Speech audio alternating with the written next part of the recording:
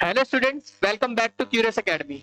आज हम कंटिन्यू करने जा रहे हैं हमारी वीडियो सीरीज, जिसमें हम टॉप 200 क्वेश्चंस कर रहे हैं जो आपके एग्जाम में आने के काफी चांसेस है। उसका पार्ट 2 हम आज कंटिन्यू करने जा रहे हैं। ठीक है, जैसा कि आप जानते हैं, फर्स्ट पार्ट में हमने कुछ इंपॉर्टेंट क्वेश्चंस किए थे और कुछ बेहतरीन कॉन्सेप्ट सीखे थे। ठीक है ना? तो जिसका लिंक आपको डिस्क्रिप्शन में मिल जाएगा, वो वीडियो जाके अगर आपने अभी तक नहीं देखी तो जरूर देखिएगा। देन उसके बाद इस वीडियो को देखना ठीक रहेगा। ठीक है, तो आज की वीडियो शुरू करने से पहले मैं बता दूं, जैसे कुछ स्टूडेंट्स ने मुझे पर्सनली बोला कि वीडियो काफी लंबी हो रही है, तो उनको प्रॉब्लम हो रही है। तो देखो, जैसा कि मैं आपको बता दूं कि जैसे भी कोई क्वेश्चन आता है तो मैं उसके क्वेश्चन का डायरेक्ट आंसर नहीं बताता। बिकॉज अगर मैं क्वेश्चन का डायरेक्ट आंसर बताऊं तो फिर कोई फायदा नहीं है, क्योंकि क्वेश्चन आंसर तो आपको आपकी बुक में मिल जाएंगे। ठीक है ना? बट उसके पीछे जो कॉन्सेप्ट है, उसके पीछे जो लॉजिक है, वो अगर आपको अच्छे से समझ नहीं आ रहा तो फिर मेरा यहाँ पढ़ाने का कोई फायदा भी नहीं है। तो मैं कोशिश करता हूँ कि कोई भी क्वेश्चन हो, उसके पीछे जो कॉन्सेप्ट है, उसके पीछे जो लॉजिक है, वो आपको समझ आए, देन उससे रिलेटेड और भी क्वेश्चन कर पाओ, जिस वजह से वीडियो कई बार लंबी हो जाती है। अगर आपको टाइम बचाना है तो आप 1.5x या 2x के स्पीड पर देख सकते हैं, जिससे आपका टाइम बच जाए। बट मेरी तरफ से सिर्फ क्वेश्चन के आंसर बता देने से कोई फायदा नहीं है, इसलिए मेरा एक्सप्लेन करना ज्यादा बेटर है। तो इसलिए वीडियो लंबी हो रही है, तो आप थोड़ा इस तरह से मैनेज कर लेना कि या तो 1.5x की स्पीड पर देख लेना या 2x की। ठीक है, तो चलो शुरू करते हैं आज की क्लास, जिसके अंदर हम कुछ बेहतरीन क्वेश्चंस और कुछ कॉन्सेप्ट सीखने वाले हैं। तो सबसे पहले आपके सामने क्वेश्चन जो आ रहा है, देखो, the dash of the previous year becomes the dash of the current year. अब हमारे को फिल करना है क्लोजिंग बैलेंस और ओपनिंग बैलेंस, या opening balance closing balance, both A and B, neither A और नॉट बी। देखो, पहले आपको एक चीज समझनी पड़ेगी। तो क्या समझना पड़ेगा? देखो, जैसे फॉर एग्जांपल एक अकाउंटिंग पीरियड, आप, आप मान लीजिए एक अकाउंटिंग पीरियड 1 अप्रैल 2022 को स्टार्ट होता है। तो ये अकाउंटिंग पीरियड अगर यहाँ स्टार्ट होता है तो ये खत्म कहाँ होगा? 31 मार्च 2023। ठीक है, जैसा कि आप जानते हैं, इस टाइम पर या इस डेट पर हमारे सारे बैलेंस क्या, हमारे अकाउंट्स क्या हो जाते हैं? क्लोज हो जाते हैं। तो ये हमारा क्लोजिंग होता है। ठीक है ना? यहाँ पर अकाउंट क्लोज होता है, फाइनल अकाउंट बनते हैं, तो यहाँ पे सारे अकाउंट क्लोज हो जाते हैं। ठीक इसके नेक्स्ट डे आती है 1 अप्रैल 2023। ठीक है, और यानी कि यहाँ से एक नया अकाउंटिंग पीरियड स्टार्ट हो जाता है, जो चलेगा 1 अप्रैल 2023 से 31 मार्च 2024। यानी कि 1 अप्रैल 2022 से 31 मार्च 2023 का एक अकाउंटिंग पीरियड है। ये हमारी क्लोजिंग डेट है, इस पे सारे अकाउंट क्लोज हो जाते हैं। और ठीक इसके नेक्स्ट डे आती है 1 अप्रैल, और 1 अप्रैल को हमारे नया अकाउंटिंग पीरियड स्टार्ट होता है और हमारे अकाउंट्स दोबारा से ओपन किए जाते हैं। तो यही जो क्लोजिंग बैलेंस है, उसके नेक्स्ट डे यहां पर आकर क्या बन जाता है? Opening balance. यानी कि इस अकाउंटिंग पीरियड का क्लोजिंग बैलेंस नेक्स्ट ईयर का क्या बन जाता है? ओपनिंग। तो यहाँ पे जो क्लोजिंग बैलेंस है, यहाँ बन जाएगा ओपनिंग। तो आप समझते हैं, देखो, ये हमारे सामने क्वेश्चन है, तो अब आप समझ सकते हैं the closing balance of the previous year. जैसे इस साल का क्लोजिंग बैलेंस क्या बन जाएगा? The closing balance of the previous year becomes the opening balance of the current year. तो हमारा ऑप्शन ए है, जिसके अंदर पहले में the closing balance of the previous year becomes the opening balance of the current year. तो हमारा option A होगा। तो चलिए नेक्स्ट क्वेश्चन करते हैं। Calculate net effect of revaluation. Net effect मतलब प्रॉफिट और लॉस ही निकालना है यहाँ पे। When revised values are to be recorded in the books. Revised values are to be recorded in the books का मतलब है कि जब एसेट्स और लायबिलिटीज की वैल्यू चेंज हो रही है, घट रही है या बढ़ रही है, उसके बाद रिवाइज वैल्यू का मतलब है कि नई वैल्यू लिखना। जैसे फॉर एग्जाम्पल, स्टॉक की वैल्यू पहले 1 लाख थी, अब वो 20% बढ़ गई, तो वो 20,000 से बढ़ गई। तो जब हम बुक्स में लिखेंगे, अब 1,20,000 लिखेंगे। तो revise values are to be recorded in the books का मतलब होता है कि चेंज होने के बाद जो वैल्यू उसको रिकॉर्ड करना। बट इसमें हम देखते हैं क्वेश्चन में हमारे एक काम की बात है नहीं। तो बोलेगा stock to be valued at 10% less. Stock की वैल्यू 10% कम होनी चाहिए, जिसकी बुक वैल्यू यानी बैलेंस शीट में जो वैल्यू 3 लाख है। Provision for bad debts is no more required. Provision for bad debts मैंने प्रोविजन फॉर डाउटफुल डेट्स की कोई जरूरत नहीं है, जो बैलेंस शीट के अंदर 4,000 का है। And outstanding salary which is unrecorded rupees 60,000। एक आउटस्टैंडिंग सैलरी है 16,000 की। तो अब देखो क्या समझ रहे हैं, कह रहा है कैलकुलेट नेट इफेक्ट। हमें नेट इफेक्ट निकालना है, यानी कि प्रॉफिट और लॉस निकालना है। अब हम डायरेक्ट निकाल लेते हैं। देखो कैसे निकालना है डायरेक्ट, बिना रिवैल्यूएशन करवाए। Stock is to be valued at 10% less. Stock की वैल्यू 10% कम होनी चाहिए, यानी कि ये हमारे लिए एक प्रकार का नुकसान हो जाएगा 30,000, क्योंकि 3 लाख रुपए की स्टॉक की बुक वैल्यू है, उसका 10% लेस यानी कि 30,000 का एक प्रकार का नुकसान। एसेट्स का घटना हमारे लिए नुकसान है, तो ये नेगेटिव हो गया। प्रोविजन फॉर डाउटफुल डेट या bad debt is no more required. ध्यान से समझना, जितने भी प्रोविजन है ये हमारी एक प्रकार की लाइबिलिटी है। प्रोविजन क्या है? हमारी लाइबिलिटी है। अब इसकी जरूरत नहीं है, इज नो मोर रिक्वायर्ड, इसकी जरूरत नहीं है। तो प्रोविजन की जरूरत नहीं है, यानी कि प्रोविजन को हम खत्म कर देंगे। और जब हम प्रोविजन खत्म करेंगे तो हमारी लाइबिलिटी कम हो जाएगी। तो लाइबिलिटी कम होना हमारे लिए फायदा है। तो एसेट्स पिछले बार घटी थी तो वो हमारे लिए नुकसान था, ये हमने लिखा। अब हमारे प्रोविजन क्या है? एक प्रकार की लाइबिलिटी है। उस लाइबिलिटी का क्या हो रहा है? उस लाइबिलिटी का कम हो रहा है, क्योंकि उसकी जरूरत नहीं है, तो वो हमारे लिए फायदा है। तो इसको हम ऐड कर देते, कितना? 4000 का प्रोविजन है, इसकी जरूरत नहीं है। And outstanding salary which is unrecorded of rupees 16,000, एक अनरिकॉर्डेड मतलब लाइबिलिटी आ गई हमारी एक तरह से, यानी कि जिसका बैलेंस शीट में पहले से रिकॉर्ड नहीं है, ठीक है, उसे कहते हैं अनरिकॉर्डेड लाइबिलिटी। अब वो लाइबिलिटी अचानक से बढ़ गई तो लाइबिलिटी का बढ़ना हमारे नुकसान है, तो -16,000।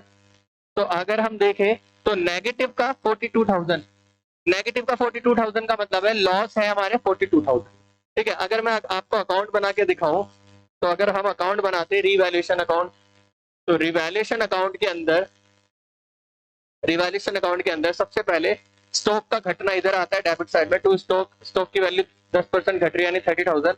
उसके बाद हमारी आउटस्टैंडिंग सैलरी लाइबिलिटी बढ़ रही है, वो भी हमारा इधर आएगा 16,000 का।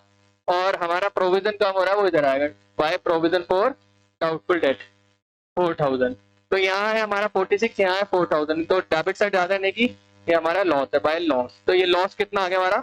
42,000, यानी कि हमारा आंसर जो होगा, हमारा आंसर 42,000 का लॉस, यानी कि ऑप्शन सी, यानी कि हमारा ऑप्शन सी हमारा आंसर होने वाला है 42,000 का लॉस। तो चलो नेक्स्ट क्वेश्चन करते हैं, ठीक है। अब आपको कॉपी पेन लेकर बैठना है और जो भी नई चीज आप सीख रहे हो उसको जरूर लिखना है, ठीक है ना। अभी तो ये दोनों ही क्वेश्चन काफी इजी थे, अब कुछ क्वेश्चन ऐसे होंगे जो आपके लिए इंपॉर्टेंट भी रहेंगे और आपको कुछ सीखने को मिलेगा। तो कॉपी पेन लेके जरूर बैठना और जो नया पॉइंट समझ आए उसको राइट डाउन जरूर करना है, ठीक है ना, लिखना जरूर है आपको, ठीक है। ये भी वैसे इजी क्वेश्चन है, बट इसमें कुछ बच्चे गलती करेंगे, ध्यान से समझना। Cash flow is known as variation in cash, change in cash, cash at bank, both A and B, ठीक है। तो बहुत सारे बच्चे चेंज इन कैश या बहुत सारे बच्चे वेरिएशन इन कैश लिख सकते हैं। देखो, वेरिएशन या चेंज सेम ही बात है, चेंज होना, ठीक है ना। तो यानी कि cash flow is known as variation in cash, ये भी हो सकता है, चेंज इन कैश ये भी हो सकता है, ठीक है ना। तो कैश के अंदर चेंज, कैश के अंदर परिवर्तन, कितना कैश में चेंज हुआ है, वही कैश फ्लो को उसी उसके उससे भी जाना जाता है। तो cash flow is known as variation in cash, change in cash, दोनों से जाना जाता है। तो हमारा ऑप्शन डी होगा, बोथ ए एंड बी, यानी कि हमारे दोनों ऑप्शन ठीक है, both A and B, sorry both A and B, तो डी ऑप्शन ठीक है। नेक्स्ट क्वेश्चन करते हैं, ठीक है। देखो, हाँ, अब ये क्वेश्चन ध्यान से समझना। The average capital employed of a firm is rupees 4 lakh, normal rate of return is 15%, the average profit of the firm is 80,000 per annum, average profit आपको दे रखा है। If the remuneration of partners is estimated to be 10,000 per annum, साल की 10,000 रुपए partners की remuneration यानी salary commission दे रखा है। Then on the basis of 2-year purchase of super profit, the value of the goodwill will be, देखो जैसा कि आप जानते हैं गुडविल की अगर वैल्यू निकालनी है सुपर प्रॉफिट मेथड से, उसका फॉर्मूला होता है super profit multiplied by number of year purchase. अब सबसे पहले आपको पता होना चाहिए सुपर प्रॉफिट कैसे निकलता है। देखो, सुपर प्रॉफिट निकलता है, अगर मैं मतलब सुपर प्रॉफिट कैसे आता है, सुपर प्रॉफिट आता है average profit minus normal profit. अब ये जो एवरेज प्रॉफिट हमें दिया हुआ है 80,000, ध्यान से समझना, इस 80,000 को नहीं लिखना यहाँ पे, ये जो पार्टनर्स की रेम्यूनरेशन दे रही है 10,000, वो माइनस करने के बाद लिखना है। तो एवरेज प्रॉफिट हम 80,000 ना लिख के उसमें से पार्टनर्स की रेम्यूनरेशन माइनस करके लिखेंगे 10,000, ठीक है। तो हमारा एवरेज प्रॉफिट 80 माइनस 10। अब नॉर्मल प्रॉफिट क्या होता है? नॉर्मल प्रॉफिट होता है ये जो आपको कैपिटल एम्प्लॉयड दे रखा है, कितना? 4 lakh, capital employed multiplied by normal rate of return. तो जो हमारा नॉर्मल प्रॉफिट होता है उसका फॉर्मूला होता है capital employed multiplied by normal rate of return upon में 100। तो इस तरह से हमारा आ जाता है नॉर्मल प्रॉफिट। तो आप जैसा कि देख सकते हैं ये हमारा एवरेज प्रॉफिट हो गया 70,000, एवरेज प्रॉफिट हो गया 70,000 माइनस 4 लाख का 15% हो गया 60,000, यानी कि 70 माइनस 60, आपके सामने जो सुपर प्रॉफिट आ गया वो है 10,000। तो हमारा सुपर प्रॉफिट कितना हो गया? 10,000। तो अब गुडविल की वैल्यू क्या आएगी? सुपर प्रॉफिट है 10,000, नंबर ऑफ ईयर परचेज हमारे को दे रखा है 2, तो 10,000 मल्टीप्लाइड बाय 2, हमारा जो आंसर होगा वो होगा 20,000। तो ये हमारा आंसर होने वाला है। ठीक है, तो अब देखते हैं हमारे कौन सा ऑप्शन में 20,000 है। ठीक है तो ऑप्शन बी हमारा आंसर होगा। ठीक है, देखो ये ध्यान से समझ चलेगा, 2 इयर्स परचेज, ये हमारा नंबर परचेज 2 था। और सुपर प्रॉफिट कैसे निकलता है, एवरेज माइनस नॉर्मल। एवरेज के लिए ध्यान रखना, ये 80,000 का जो प्रॉफिट दे रहा है इसमें से रेम्यूनरेशन माइनस करनी है पार्टनर्स की सैलरी, तो ये 10,000 माइनस करके 70,000। और capital employed multiplied by normal rate of return upon 100, ये नॉर्मल प्रॉफिट का फॉर्मूला होता है। देन 10,000 आ जाएगा, इसको वैल्यूज को पुट कर देंगे तो हमारा आंसर हो जाएगा 20,000। तो ये हो गया हमारा आंसर 20,000। ठीक है ना, ऑप्शन बी। अभी ये भी क्वेश्चन इजी था, इतना मुश्किल नहीं था। ठीक है, अब ये क्वेश्चन ध्यान से पढ़ना है, इसमें भी कुछ बच्चे गलती कर देते हैं। The goodwill of the firm not affected by, ये बताना है कि कौन से ये जो फैक्टर्स दे रखे हैं जिनसे गुडविल अफेक्ट नहीं होगी, मतलब ऐसा फैक्टर बताना है जिन इनमें से कि जिससे गुडविल अफेक्ट नहीं होगी। लोकेशन ऑफ द फर्म, इससे तो गुडविल अफेक्ट होती है, ये आपने पढ़ा भी होगा, फेवरेबल लोकेशन होगी तो वो गुडविल अफेक्ट करती है। ठीक है ना, रेपुटेशन ऑफ फर्म, ये भी करेगी, फर्म की रेपुटेशन है तो उसका नाम ज्यादा है तो ऑब्वियस सी बात है वो गुडविल को अफेक्ट करेगा। बेटर कस्टमर सर्विस, ऑब्वियस सी बात है अगर आप कस्टमर को सर्विस अच्छी दोगे तो आपका नाम बनेगा, आपकी गुडविल बनेगी। यानी ये तीनों तो गुडविल को अफेक्ट करते हैं, तो इन्होंने पूछा नॉट अफेक्टेड, ये तीनों तो करते हैं, तो इसका आंसर होगा नन ऑफ द अबव। ठीक है ना, तो ये हमारा आंसर होगा, ये भी इजी क्वेश्चन था। ठीक है, अब नेक्स्ट क्वेश्चन। हाँ, ये क्वेश्चन ध्यान से समझना। In case of change in profit sharing ratio, if the question is silent, then accumulated profit or losses are distributed, not distributed, adjusted, none of these। देखो पहले आपको एक चीज समझनी पड़ेगी, मान लो ए बी और सी तीन पार्टनर, इनकी रेशियो है 1:1:1। अब आज मान लो पिछले 5 साल से इस रेशियो में प्रॉफिट शेयर कर रहे हैं, आज इन्होंने डिसाइड करा आपसे इनकी रेशियो होगी 2:2:1, यानी कि इन्होंने अब से क्या कर ली, रेशियो चेंज कर ली। अब जिस दिन इन्होंने रेशियो चेंज करी उस दिन इनके पास एक जनरल रिजर्व पड़ा है, ठीक है, एक कंटिजेंसी रिजर्व पड़ा है, कंटिजेंसी रिजर्व पड़ा है, और एक profit and loss accumulated profit पड़ा है। ये इन चीजों के कुछ बैलेंसेस पड़े हुए हैं मान लो। ठीक है, नहीं नहीं हम एक्यूमुलेटेड प्रॉफिट्स कह सकते हैं। ठीक है ना, और अगर मान लो यहाँ पर हमारे मान लो यहाँ पे एडवर्टाइजमेंट सस्पेंस दे रखा है, ये कुछ हमारे एक्यूमुलेटेड प्रॉफिट्स हो गए, हमारा एक्यूमुलेटेड लॉस। देखो जिस दिन रेशियो चेंज होती है, जिस दिन भी रेशियो चेंज होती है उस दिन इन सारे एक्यूमुलेटेड प्रॉफिट्स को बांट के खत्म कर लिया जाता है और इन लॉसेस को भी खत्म कर दिया जाता है। इसका मतलब इन case of change in profit sharing ratio, if the question is silent, अगर क्वेश्चन साइलेंट है यानी कुछ नहीं बोला, यानी बोला रेशियो चेंज हो रही है और रेशियो चेंज हो रही है, इनके पास बैलेंस शीट में general reserve, contingency reserve, profit and loss और इधर एडवर्टाइजमेंट सस्पेंस, कुछ एक्यूमुलेटेड प्रॉफिट्स और लॉसेस है हमारे पास। ठीक है, तो इनका क्या करना होता है, अगर क्वेश्चन में सिर्फ रेशियो चेंज हो रही है और ये चीज दिया, कुछ भी नहीं बोला, तो हमारे को पता है कि जैसे ही रेशियो चेंज होगी आपसे इनका रिलेशन जो है आने वाले चीजें जो भी होगी वो नई रेशियो में होगी, तो पुरानी चीजों को पुरानी रेशियो में बांट के खत्म कर देते हैं। तो in case of change in profit sharing ratio, if the question is silent, then accumulated profit और लॉसेस आर डिस्ट्रीब्यूटेड, यानी कि हमारा ऑप्शन ए, इनको बांट के खत्म कर लिया जाता है। ठीक है तो ये हमारा आंसर हो जाएगा distributed, A, option A. Next question करते हैं। अब नेक्स्ट क्वेश्चन है, assets are revalued and liabilities are reassessed at the time of change in profit sharing ratio, so that, देखो जब रेशियो चेंज होती है तो एसेट्स की रीवैल्यू की जाती है, लायबिलिटीज को भी रीअसेस किया जाता है, सो दैट हमारे सामने 4 ऑप्शन है, assets and liabilities are shown at their present values. दूसरा है B option, gaining partner is not put to an advantage and sacrificing partner is not put to disadvantage and vice versa, both A and B. और last option है, assets and liabilities are shown at their market value. इस question में बहुत ज्यादा chances है कि ज्यादातर बच्चे गलती करें। ठीक है ना, तो 1 सेकंड के लिए वीडियो पॉज करके आप अपना आंसर देना, आपका आंसर क्या है, फिर अभी मैं आपको आंसर बताता हूँ। अब इसका मैं अभी आंसर बता रहा हूं, लेकिन जो इसका रीजन है ना वो मैं आपको कमेंट सेक्शन में बताऊंगा।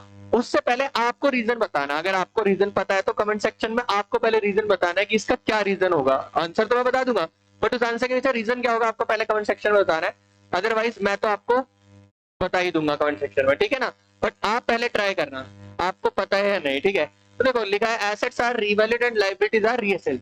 एसेट्स की दोबारा वैल्यू करी गई है और लायबिलिटीज को भी दोबारा रीअसेस किया गया है eight the time of change in profit sharing ratio, यानी कि जब रेशियो चेंज हुई है, सो दैट तो क्या हो, उससे क्या, assets and liability are shown at their present values, नहीं, gaining partner is not put to an advantage and sacrificing partner is not put to disadvantage and vice versa. तो हमारा ऑप्शन बी आंसर होगा। अब इसके पीछे का reason क्या है, पहले आप मुझे कमेंट सेक्शन में बताना, देन आपको कमेंट सेक्शन में आंसर मिल जाएगा, मैं आपको इसका रीजन बता दूंगा। ठीक है, तो आपकी नॉलेज चेक कर रहे हैं, ठीक है ना। अब करते हैं नेक्स्ट क्वेश्चन। देखो नेक्स्ट क्वेश्चन है, Neeti, Preeti and Swati are partner sharing profit in the equal ratio. तो ये तीन पार्टनर है, नीति, प्रीति और स्वाति, इनकी रेशियो है 1:1:1। ठीक है। Eight the time of retirement of नीति, जब नीति रिटायर हुई, workman compensation reserve appears in the books at 70,000। इसको ऐसे कह लो, हमारे बैलेंस शीट है, बैलेंस शीट के अंदर WCR वर्कमैन कंपनसेशन रिजर्व दे रखा है 70,000 का। ठीक है, ये हमारी बैलेंस शीट है, बैलेंस शीट के अंदर WCR दे रखा है 70,000 का। ठीक है, ये हमारा WCR दे रखा है 70,000। ठीक है, अब क्या बोला है कि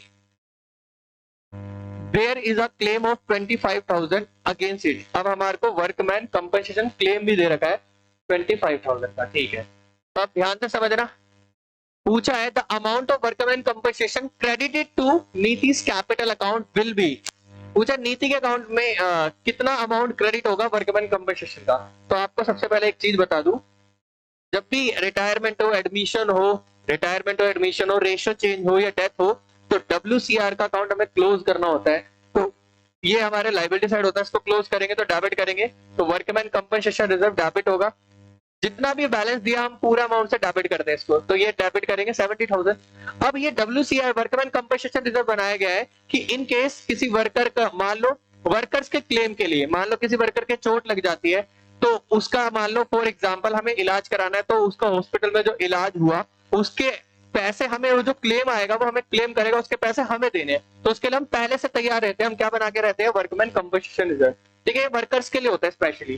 ठीक है, तो अगर ये क्लेम नहीं, ये बनाया कहां से जाता है, हाँ ये बनाया जाता है प्रॉफिट्स में से, यानी कि ये वर्कमैन कंपनसेशन रिजर्व बनाया जाता है प्रॉफिट्स में से। ठीक है, ये बनाया जाता है वर्कर्स के लिए। ठीक है, अब अगर कोई क्लेम आएगा तो ये वहां यूज हो जाएगा, लेकिन अगर क्लेम नहीं आया और या तो एडमिशन हो रहा है, रिटायरमेंट हो रहा है, डेथ हो रहा है, रेशियो चेंज हो रही है और क्लेम नहीं है, तो ये पार्टनर से बढ़ जाता है। और अगर क्लेम आया है तो उसके लिए हमारी एक नई लायबिलिटी क्रिएट हो जाती है। ठीक है, तो देखो वर्कमैन कंपनसेशन रिजर्व को हमेशा डेबिट करना है, कितने से, जितना हमारे को बैलेंस गिवन है 70,000। अब उसके बाद क्या क्रेडिट करना है, उसके बाद सबसे पहले अगर कोई क्लेम आया तो उसको क्रेडिट करना है, क्योंकि ये क्लेम क्या होते हैं, जितने भी क्लेम होते हैं हमारे लिए क्या होती है, लायबिलिटी। तो इसको हमें क्रेडिट करना है। लायबिलिटी कितनी आ गई, 25,000। तो 70 का हमारे पास रिजर्व है, 25 का क्लेम आया, अगर इसको हटा दे, इसके लिए अगर पैसा हटा दे तो बचा कितना, 45,000। अब वो जो 45,000 है, ये मैंने बताया ये बनता कहां से, प्रॉफिट्स में से। तो अब ये प्रॉफिट में से बनता, प्रॉफिट किसका होता है, पार्टनर का। तो जब रेशियो चेंज हो, एडमिशन और रिटायरमेंट और डेथ हो, तो ये पार्टनर्स का ही पैसा उनमें ही बांट दिया जाता है। लेकिन पहले हमें क्या देखना था कि क्लेम कितना आया, तो 70 में से 25 माइनस करने के बाद बचे 45। अब ये 45 किसके है, तीनों के, नीति, प्रीति और स्वाति। तो इन तीनों को ये मिल जाएगा, और इन तीनों को किस रेशो मिलेगा, इनकी रेशो जो पुरानी है, पुरानी रेशो का इक्वल, यानी कि तीनों के हिस्से में कितना जाएगा, 15,000, 15,000 और 15। तो बट हमसे तो किसका पूछा था, सिर्फ नीति का, तो नीति के अकाउंट में कितना जाएगा, 15,000। तो हमारा ऑप्शन हमारे सामने है, ऑप्शन सी हमारा आंसर होगा। तो 15,000 हमारा आंसर है। देखो वर्कमैन कंपनसेशन रिजर्व था 70 और क्लेम था 25। अगर क्लेम नहीं होता तो पूरा का पूरा 70,000 जो है 1:1 की रेशियो बढ़ता, तो सबके हिस्से में जाता है 23,333 इस तरह से। बट हमारे पास क्लेम आया तो बचा हुआ अमाउंट हमारे को पार्टनर्स में बांटना होता है। इस चीज का आपको ध्यान रखना है। ठीक है, चलो नेक्स्ट क्वेश्चन करते हैं। अब नेक्स्ट क्वेश्चन है, A and B share profit in the ratio of 3:2। A भी दो पार्टनर है, इनकी रेशियो है 3:2। ठीक है, ए कैपिटल, ए की कैपिटल दे रखी है, ए की कैपिटल दे रखी है 40,000 और बी की कैपिटल दे रखी है, ए की कैपिटल 40,000, बी की कैपिटल दे रखी है 30,000। ठीक है, अब ध्यान से समझना, ए भी तो पार्टनर की रेशियो 3:2 है, ए की कैपिटल 40,000 है और बी की कैपिटल 30,000 है। कह रहा है C is admitted for 1/5 share, C admit हुआ 1/5 शेयर के लिए। ठीक है, अब पूछा है in profit what is the amount of capital which C should bring. जो सी हमारा पार्टनर एडमिट हुआ है उसको कितने कैपिटल लाने चाहिए। देखो ये आपने एडमिशन वाले चैप्टर में दो केसेस पढ़े होंगे। ठीक है, एक नया पार्टनर आता है कैपिटल लेके, उससे पुराने पार्टनर्स की कैपिटल एडजस्ट करते हैं, और दूसरा केस जो हमारे इस क्वेश्चन में, पुराने पार्टनर्स की कैपिटल के बेस पे नए पार्टनर की कैपिटल निकालनी है, कोई सा भी केस हो, बट हमारे को सबसे पहले टोटल कैपिटल निकालना आने चाहिए। तो जब ऐसी इंफॉर्मेशन हो जिसमें पुराने पार्टनर्स की कैपिटल के बेस पे नए पार्टनर की कैपिटल निकालने, तो पहले हमें फर्म की टोटल कैपिटल निकालने आनी चाहिए। अब देखो टोटल कैपिटल कैसे निकालेंगे, टोटल कैपिटल निकालेंगे हम total capital of the firm. Firm की टोटल कैपिटल कैसे निकालने वाले हैं, देखो टोटल कैपिटल निकालेंगे combined capital of A and B, यानी कि हम ए और बी की कंबाइंड कैपिटल लेंगे। ये एडजस्टेड कैपिटल होती है जब सारी एडजस्टमेंट होने के बाद वाली, combined capital of A and B multiply करते हैं इन्हीं का शेयर, ए और बी का कंबाइंड शेयर। अब देखो ए और बी का कंबाइंड शेयर क्या होगा, ए और बी का शेयर होगा, देखो टोटल शेयर कितना है 1। अब इस 1 में से हमें पता है आने वाले, अभी जो आया कौन आया, सी आया, तो 1 में से अगर सी का शेयर 1/5 है, हमें पता है क्योंकि नया पार्टनर है, नए पार्टनर का शेयर कितना है 1/5। तो अगर टोटल शेयर 1 है, उसमें से अगर सी जो नया पार्टनर है उसका शेयर 1/5 है, वो हटा दो, तो बचा हुआ शेयर किसका है, ये बचा हुआ शेयर कितना है 4/5। और ये 4/5 किसको बिलोंग करता है, किन का शेयर है, इन दोनों का, एक कंबाइंड शेयर इन दोनों का, समझ लो 4/5 है। तो ये इनकी कंबाइंड कैपिटल है। अब इसका हमें रेसिप्रोकल करना है, तो हम करेंगे रेसिप्रोकल ऑफ, इसको हम रिमेनिंग शेयर भी कह सकते हैं, 1 माइनस जो नए पार्टनर का शेयर हटा दिया तो बचा हुआ share, reciprocal of remaining share, ठीक है ना। अब तो कैसे आएगा, देखो कंबाइंड कैपिटल कैसे हो जाएगी, दोनों की 40 एक की है, दूसरे की 30 है, तो ये आ गई हमारी 40 और 30 70,000, मल्टीप्लाई किससे करना है, रेसिप्रोकल ऑफ रिमेनिंग। देखो 1 में से अगर नए पार्टनर का शेयर हटा दो तो बचा हुआ कितना है 4/5, इसका रेसिप्रोकल करना है यानी कि 5/4, तो ये आ जाएगा 70 मल्टीप्लाइड बाय 5/4, तो ये आ जाएगा हमारे 87,500, यानी कि हमारी टोटल कैपिटल कितनी आ गई 87,500। तो अब ध्यान से समझना, हमारी टोटल कैपिटल आ गई 87,500। हमसे पूछा क्या है, जो सी हमारा पार्टनर है वो कितने लाएगा, देखो 87,500 अगर फर्म की टोटल कैपिटल है, तो सी का शेयर कितना है 1/5, वो तो अपने शेयर की लाएगा ना, तो टोटल कैपिटल फर्म कितनी है, उसका शेयर है 1/5, तो इस हिसाब से वो कितना लाएगा अपनी कैपिटल का 17,500। तो हमारा ऑप्शन सी आंसर होगा, ठीक है। तो इसके लिए आपको ये पता होना चाहिए था कैपिटल कैसे निकालते हैं, टोटल कैपिटल कैसे निकालते हैं, combined capital of remaining partner, जो भी बचता है, सॉरी एग्जिस्टिंग पार्टनर, जो भी पहले से पार्टनर एग्जिस्ट कर रहे हैं उनकी कैपिटल को हमें ऐड करना है, और तो शेयर भी उन्हीं का चाहिए होगा, तो जो भी शेयर है उसको टोटल को मान लो 1, उसमें से नए वाले का हटा दो तो बचा हुआ शेयर इन्हीं का होगा, उसका रेसिप्रोकल करना है। जैसे आपको पता होगा जब नया पार्टनर आता है कैपिटल लेकर, तो उस केस में टोटल कैपिटल आप कैसे निकालते हो, नए पार्टनर की कैपिटल मल्टीप्लाई करते हो नए पार्टनर के शेयर का रेसिप्रोकल करके, तो टोटल कैपिटल आती है। इसमें क्या होता है, पुराने पार्टनर्स की कैपिटल ले रहे हैं तो शेयर भी पुराने पार्टनर्स का होने चाहिए, तो 1 में से हम नए पार्टनर का शेयर हटा दे तो बचा हुआ शेयर पुराने पार्टनर्स के लिए, तो उसी का रेसिप्रोकल करा। तो ऐसे आगे हमारी फर्म की कैपिटल 87,500, इसका शेयर था 1/5, तो ये हमारा होगा 17,500 हमारा आंसर होगा, ठीक है। तो ये हो गया हमारा क्वेश्चन। नेक्स्ट क्वेश्चन करते हैं। अब नेक्स्ट क्वेश्चन है, which of the following can not be recorded in the receipt and payment account of a club. जैसा कि हमने लास्ट वीडियो के अंदर समझा था, रिसिप्ट एंड पेमेंट में क्या आता है, देखो रिसिप्ट एंड पेमेंट में आता है टोटल कितनी कैश रिसीव, कितना पैसा आया, और टोटल कितनी कैश पेमेंट करी, कितना पैसा गया। यहाँ पर बहुत सारे बच्चे गलती कर सकते हैं, देखो पूछा है कि इनमें से कौन सा वाला रिकॉर्ड नहीं होगा रिसिप्ट एंड पेमेंट में, तो देखो पेमेंट मेड टू वर्कर्स, अगर कुछ पेमेंट करे वो तो रिकॉर्ड होगा, क्योंकि जितना पैसा आया जितना गया वो रिकॉर्ड करना है, तो वर्कर्स को पेमेंट करेंगे वो तो रिकॉर्ड होगा। सेल ऑफ ओल्ड न्यूज़पेपर, अगर आप ओल्ड न्यूज़पेपर बेचोगे तो पैसा आएगा वो भी रिकॉर्ड होगा। Loss on sale of fixed assets और ऑल ऑफ द अबव। बहुत सारे लोगों को लगता है अगर लॉस हो रहा है तो उससे पैसा जा रहा है, यहाँ ही बच्चे गलती कर देते हैं। देखो ध्यान से समझना एक चीज, मान लो एक मशीनरी है, मशीनरी जिसकी बुक में वैल्यू है 60,000, तो मशीनरी की बुक में, वो बैलेंस शीट में वैल्यू 60,000, अगर इसको मैं आज 50,000 में बेच देता हूँ, इसको मैं बेच देता हूँ 50,000 में, अगर मैं इसको 50,000 में बेच देता हूँ, ठीक है, तो आप ध्यान से समझना, तो इसकी बुक वैल्यू कितनी थी 60, और इसको मैंने बेचा कितने में 50, तो सेलिंग प्राइस, जो सेलिंग प्राइस है वो 50,000 है, यानी 50,000 में बेचा तो 50,000 मेरे पास आएगा। हम सेल वैल्यू की बात नहीं कर रहे, 50,000 आएगा, लेकिन इस बेचने की वजह से हुआ क्या वो समझ रहा है। 60,000 की बुक वैल्यू वाली चीज, जिसकी आज की वैल्यू हमारी बुक में कितनी थी 60,000, उसको अगर हम 50 में बेच रहे हैं, जिसकी वैल्यू बुक में आज 60 है उसको अगर हम 50 में बेच रहे हैं, यानी 10,000 कम में बेच रहे हैं, तो 10,000 का क्या हुआ नुकसान, ठीक है। तो क्या अब नुकसान से हमारा कोई पैसा नहीं गया, देखो, बल्कि बेचने पे हमारे पास कितना है 50,000। तो बेच के कितना पैसा आया वो एक अलग चीज है, लेकिन बेच के हमें नुकसान हुआ वो, तो नुकसान से ना कोई पैसा आया ना गया है, नुकसान एक जो इवेंट हुआ उसका रिजल्ट है। यानी इवेंट क्या हुआ, 60,000 की बुक वैल्यू की चीज 50,000 में हमने बेच दी, तो एक इवेंट है, इसका रिजल्ट आया 10,000 का लॉस, इससे ना कुछ पैसा आया ना गया, ठीक है। तो बहुत सारे बच्चे यहाँ पे गलत से ऑल ऑफ द अबव कर देते, बट हमारा ऑप्शन होगा loss on sale of fixed assets, ठीक है।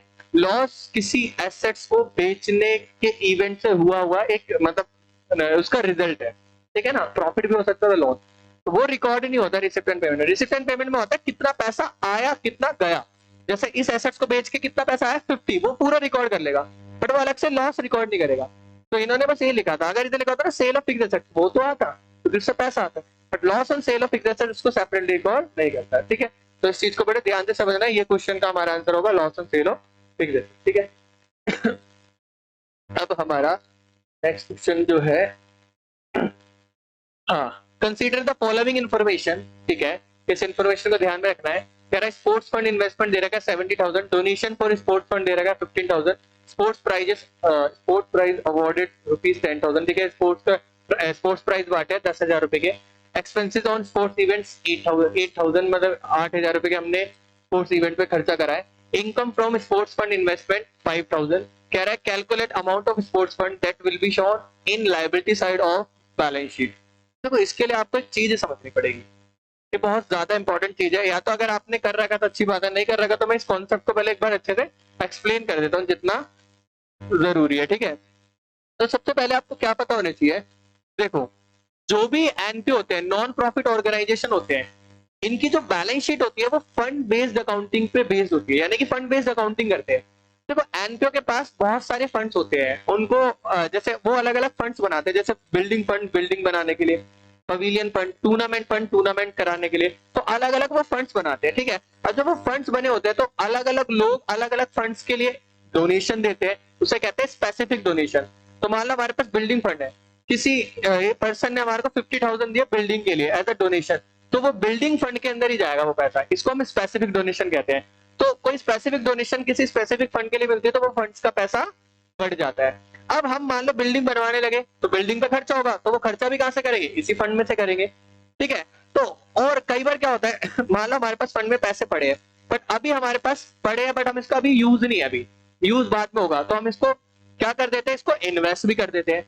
तो इनकी जो नॉन प्रॉफिट ऑर्गेनाइजेशन जो एनपीओ की जो बैलेंस शीट है वो फंड बेस्ड होती है, यानी फंड्स के ऊपर बेस्ड होती है, ठीक है। तो और फंड्स जितने भी होते हैं हमारे लिए लाइबिलिटी होते हैं, ठीक है, तो उसको हमें लाइबिलिटी साइड रिकॉर्ड करना है। तो अब हमें एक चीज समझिए, उनका पहले से फंड्स में जो पैसा पड़ा है वो भी लाइबिलिटी साइड आएगा, अगर उस फंड्स के लिए कुछ पैसा मिला है एज अ डोनेशन तो वो उस फंड्स को बढ़ा देगा, ठीक है। उस फंड को कहीं इन्वेस्ट कर रखा है, ठीक है, मान लो हमारे पास कैश में पड़ा है, इससे बड़े हम इन्वेस्ट कर देंगे तो उससे कुछ इनकम हो जाएगी ना, तो हम कई बार इन्वेस्ट भी कर देते हैं, ठीक है। उस इन्वेस्टमेंट करने से जो इनकम आएगी उस फंड की ही तो इनकम है, वो भी उसी में जुड़ेगी, और जब उस फंड से रिलेटेड खर्चे होने लगे तो वो उसमें से माइनस होंगे। तो जैसे मैं आपके सामने दिखा देता हूँ इनकी बैलेंस शीट, देखो आपको क्या समझ रहा है, सबसे पहले आपको समझना है, देखो लाइबिलिटी साइड एसेट साइड ये बहुत सारी चीजें होती है, बट हमने स्पेसिफिकली इस क्वेश्चन के हिसाब से समझना है। स्पेसिफिक फंड इन्वेस्टमेंट हमारी एसेट होती है तो वो यहाँ पर आएगी, कहीं पे भी तुम इन्वेस्ट करोगे वो एसेट होता है तो ये यहाँ पर आएगा, ठीक है। अब कैपिटल फंड और जनरल फंड आता है इधर। अब एनपीओ को अगर कुछ सरप्लस होता है या डेफिसिट होता है, सरप्लस होगा तो ऐड होगा, डेफिसिट होगा तो माइनस, जो इनकम एंड एक्सपेंडिचर अकाउंट बना के इनकम्स और एक्सपेंसेस का रिकॉर्ड रखने के बाद पता चलता है, सरप्लस होगा तो ऐड और हमारा डेफिसिट होगा तो minus. Transfer from specific fund, कुछ दूसरे फंड से पैसा अगर इस फंड में ट्रांसफर होता है तो वो ऐड होता है, ठीक है। मेन ये नहीं समझ रहा, हमें जो मेन समझ रहा है वो ये समझ रहा है, जैसे मान लो हमारे पास पहले से स्पेसिफिक फंड है, स्पेसिफिक फंड बिल्डिंग फंड भी हो सकता है, पवेलियन फंड भी हो सकता है, टूर्नामेंट फंड भी हो सकता है, स्पोर्ट्स फंड कुछ भी हो सकता है, ठीक है। तो पहले हमारे पास उसका पहले से क्या होता है, ओपनिंग बैलेंस होता है, ठीक है, पहले से हमारे पास उसका ओपनिंग बैलेंस होता है, फिर हमें ऐड करना है क्या, अगर कोई स्पेसिफिक डोनेशन मिल रही है तो वो हमें उसमें क्या करना है, ऐड करना है, ठीक है। ये बात ध्यान से समझ रहे हैं, ठीक है। उसके बाद ऐड करना है क्या, interest on specific fund investment, अगर आपने अपने फंड्स के पैसों को इन्वेस्ट कर रखा है तो उससे जो इंटरेस्ट मिलेगा वो आपके इसी फंड में ऐड होगा, तो उसका हमें ऐड करना है। और लेस करना है, माइनस करना है रिलेटेड एक्सपेंसेस, जो मान लो आपने बिल्डिंग के लिए फंड बना रखा है, आप बिल्डिंग बनाना स्टार्ट कर दिया, उसका मटेरियल मंगवाया, रॉ मटेरियल मंगवाया मान लो, ठीक है, तो जो भी सामान आया बिल्डिंग बनवाने के लिए उस पर खर्चा होगा, तो वो खर्चा भी यहीं से देंगे, तो उससे हमारा फंड्स का पैसा कम हो जाएगा, तो वो माइनस कर देंगे। तो उसके बाद हम यहाँ पे बैलेंस लेंगे। तो ये होती है फंड्स बेस्ड अकाउंटिंग। और भी बहुत सारी चीजें होती है, बट अभी क्वेश्चन के अकॉर्डिंग इतना समझना सही रहेगा, ठीक है। और इसको अगर आपको कुछ सीखने को मिल रहा है तो दिखते रहना आप, ताकि आगे के क्वेश्चंस में आपकी हेल्प हो जाए, ठीक है ना। अब हम इसका आंसर करते हैं, ठीक है। तो देखो कैसे करना है। देखो सबसे पहले स्पोर्ट्स फंड इन्वेस्टमेंट 70,000, इन्होंने स्पोर्ट्स फंड इन्वेस्टमेंट करेगी 70, यानी इन पे हम मान के चलेंगे कि फंड्स में पहले से कितने पैसे पड़े हैं 70,000, यानी स्पोर्ट्स फंड के पहले से इनके पास कितने पड़े हैं 70,000, ये दिया है। डोनेशन फॉर स्पोर्ट्स फंड, और हमें डोनेशन मिली है स्पोर्ट्स फंड के लिए, तो ये हमारे फंड्स का पैसा बढ़ जाएगा, तो वो इसी में ऐड कर देंगे, तो हम इसी में ऐड कर देंगे 15,000, तो ये हमारा बढ़ जाएगा फंड। स्पोर्ट्स प्राइज अवॉर्डेड ₹10,000, अब हम स्पोर्ट्स इवेंट करवाया, उसको अब हमारे को अवार्ड देने के लिए कुछ खर्चा करना पड़ेगा, प्राइज देने के लिए कुछ खर्चा करना पड़ेगा, तो वो हमने खर्चा कितना करा 10,000, इससे खर्चे से हमारा ये फंड का पैसा कम हो जाएगा, ठीक है। Then expenses on sports event, अब जो हमने इवेंट करवाया उस पे 8,000 रुपीज और खर्च हुए, यानी प्राइज बांटने में भी खर्च हुआ और अलग से इवेंट कराने में भी हमारा खर्च हुआ, तो ये दोनों हमारे इसको कम कर देगा फंड के बैलेंस को। अब income from in sports fund investment 5,000, अब आपने इस स्पोर्ट्स फंड को अपने पास नहीं रखा, अपने पास रखता तो पैसा हमारे पास उतना ही रहता जितना पहले से हमारे पास है। अगर हम इसको कहीं इन्वेस्ट कर देंगे तो उससे हमारे को इंटरेस्ट मिल जाएगा, तो इन्होंने भी इन्वेस्ट करा था, तो इसको इनको कितना इंटरेस्ट मिल गया 5,000, तो ये भी हमारे इसको बैलेंस को बढ़ा देगा। तो अब हमारा जो आंसर हो जाएगा 70 और 15, 85 और 5 90, इसमें से 18 माइनस हो जाएंगे, तो हमारा आंसर आ जाएगा 72,000। तो हमारा 72,000 आंसर होगा, और ऑप्शन डी हमारा आंसर होगा 72,000, तो ये हमारा ऑप्शन डी, ठीक है। चलिए नेक्स्ट क्वेश्चन पे। नेक्स्ट क्वेश्चन है on dissolution of a firm जब खत्म होती है, partners loan account is transferred to, ये आपके सामने ऑप्शन है, realisation account, partners capital account, partners current account, none of the about. Last video जो हमारी थी वो जरूर देख लेना, उसमें मैंने बताया हुआ है कि जब भी डिसोल्यूशन होता है तो 5 अकाउंट बनते हैं। एक रियलाइजेशन अकाउंट, जिसके अंदर सारी एसेट्स और लाइबिलिटीज को ट्रांसफर कर दिया जाता है, उनका अकाउंट क्लोज कर दिए जाते हैं, और साथ ही साथ एसेट्स को बेच के लाइबिलिटी को पे करा, वो रिकॉर्ड होता है, उससे होने वाला फायदा नुकसान आता है, ठीक है। उसके बाद एक बनता है रियलाइजेशन अकाउंट, एक बनता है लोन टू पार्टनर, यानी कि अगर फर्म ने पार्टनर को लोन दे रखा उसका अकाउंट अलग बनता है। एक होता है लोन बाय पार्टनर, अगर किसी पार्टनर, मान लो पार्टनर ए है, उसने फर्म को लोन दे रखा है, पार्टनर ए ने फर्म को लोन दे रखा है, इसे कहते हैं लोन बाय पार्टनर, यानी कि इस पार्टनर ने जो फर्म को लोन दे रखा है फर्म के लिए लाइबिलिटी है, तो इसे कहते हैं लोन बाय पार्टनर, या पार्टनर्स लोन भी कह सकते हैं, इसका अकाउंट अलग बनता है। फिर एक पार्टनर्स कैपिटल अकाउंट अलग बनता है, जिसमें कैपिटल्स का रिकॉर्ड होता है, कुछ रिजर्व्स वगैरह आते हैं, प्रॉफिट लॉस जो भी रियलाइजेशन जो है वो आता है। और एक लास्ट बनता है कैश और बैंक, 5 अकाउंट बनते हैं। Realisation account, loan by partner अलग से अकाउंट बनता है, लोन टू पार्टनर अलग से बनता है, ये हो गए realisation, loan by partner, loan to partner 3, partners capital चौथा अकाउंट, और 5वां अकाउंट कैश और बैंक। अब हमसे पूछा है पार्टनर्स लोन अकाउंट कहां पे ट्रांसफर होता है। देखो पार्टनर्स लोन है लोन बाय पार्टनर, अगर किसी पार्टनर ने फर्म को लोन दे रखा है उसकी बात हो रही है, ये होता है पार्टनर्स लोन। तो मैंने अभी आपको बताया पार्टनर्स लोन अकाउंट सेपरेट बनता है अलग से, तो ना तो वो रियलाइजेशन अकाउंट में जाता है, ना वो पार्टनर्स कैपिटल अकाउंट में जाता है, ना पार्टनर्स करंट अकाउंट में, तो इसका आंसर होगा नन ऑफ द अबव। तो ये बहुत इंपॉर्टेंट क्वेश्चन है, बहुत इजी क्वेश्चन है, बट बच्चे इसमें भी गलती कर देते हैं, तो उसका आपको ध्यान रखना है, ठीक है ना।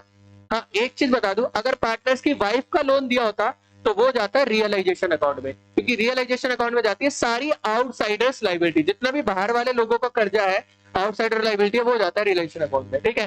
तो अगर वाइफ का लोन होता तो जाता है, ठीक है, बट पार्टनर्स का लोन अलग से अकाउंट बनता है, तो वो इनमें से किसी में नहीं जाएगा, ठीक है। तो इस चीज का ध्यान रखना है। अब नेक्स्ट क्वेश्चन करते हैं।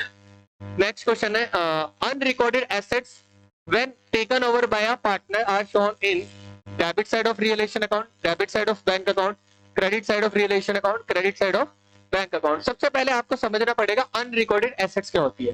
देखो आपकी बैलेंस शीट है, बैलेंस शीट के अंदर स्टॉक दे रखा है, डेटर्स दे रखा है, फर्नीचर दे रखा है, मशीनरी दे रखा है, ठीक है।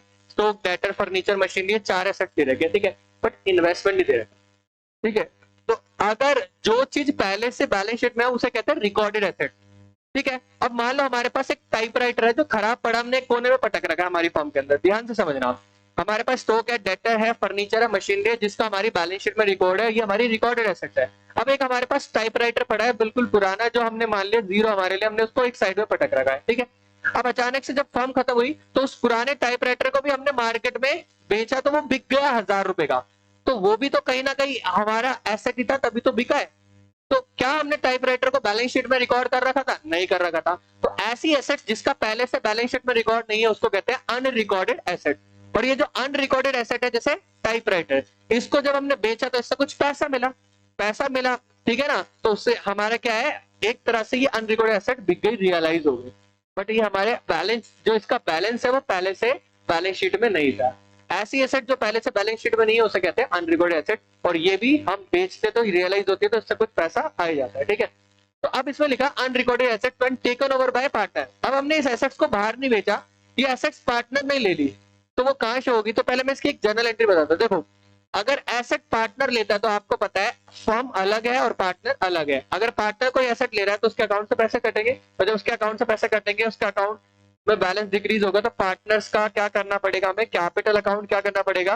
पार्टनर्स का कैपिटल अकाउंट डेबिट करेंगे, और पार्टनर्स कैपिटल अकाउंट डेबिट करेंगे, और जब भी कोई एसेट्स बेचेंगे, चाहे से रिकॉर्डेड एसेट्स हो या अनरिकॉर्डेड, हमेशा डिसोल्यूशन के टाइम पे हमें कौन सा अकाउंट क्रेडिट करना होता है? रियलाइजेशन। तो एंट्री होगी partners capital account debit to realisation. चाहे से रिकॉर्डेड एसेट बेचो चाहे से अनरिकॉर्डेड, रियलाइजेशन हमेशा क्रेडिट होगा जब भी बेचोगे तो एसेट्स को, ठीक है। अगर हम बाहर बेचते तो पैसा आता तो कैश और बैंक अकाउंट डेबिट करते, बट हमने पार्टनर को बेचा तो पार्टनर्स के अकाउंट से पैसा काट लिया जाएगा, तो एंट्री होगी partners capital account debit to realisation. अब हमारे सामने देखो क्या लिखा, debit side of realisation account, इसमें रियलाइजेशन अकाउंट नहीं। Debit side of bank account इसमें इन्वॉल्व भी नहीं है। Credit side of realisation account, देखो रियलाइजेशन अकाउंट क्या हो रहा है? क्रेडिट। अगर मैं इसकी लेजर पोस्टिंग करूंगा, अगर मैं रियलाइजेशन अकाउंट बनाऊंगा, तो रियलाइजेशन अकाउंट में क्रेडिट साइड में क्या लिखा जाएगा? बाय पार्टनर्स कैपिटल अकाउंट, ठीक है। तो यहाँ पे लिखा जाएगा बाय पार्टनर। तो रियलाइजेशन अकाउंट में किस तरफ लिखा जा रहा है? रियलाइजेशन अकाउंट में क्रेडिट साइड, तो हमारा ऑप्शन सी, यानी कि credit side of realisation account. Credit side of bank account का तो ऑप्शन ही नहीं है, क्योंकि हमने बाहर नहीं बेची, ये तो पार्टनर ने लिया, तो बैंक का तो ऑप्शन ही खत्म।